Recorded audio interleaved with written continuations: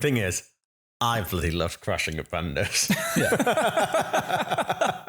Like, it was the funnest thing to crash masses. That's the opening clip of the podcast right there. No more context. That's it. That's it.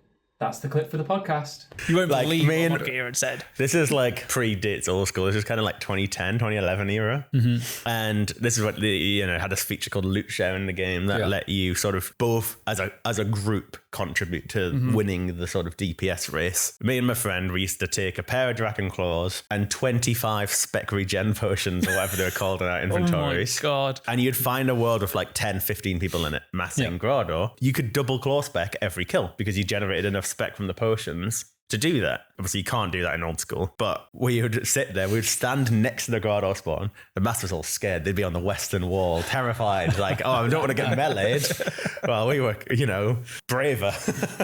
You stand next to Grotto. Calculated. And you would double claw spec. And between two double claw specs, you could often do half the damage. So masters would be incredulous. How are two people beating us? But it was so fun. And you got so many kills so quickly. But for the most part, I think most people's experience of like crashing and anti-crashing is just competition for spots that don't matter, and it's just it ends up being a bit toxic and annoying. I like the moments where I'm like hopping into a world and then I don't crash them and they're like, oh, thanks for not crashing. That makes me feel good. And then they're like, I've only got like 10 more. You're like, sweet, I want to get a drink, I'll be right back. Yeah, literally. And I do the same. Nice. When I finish up my Slayer task, if someone's just hopped, I'll be like, yeah, I'm literally about to finish if you want to wait. And honestly, the interactions you get from that, lovely. That makes that's so funny. And it's mine now. Yeah.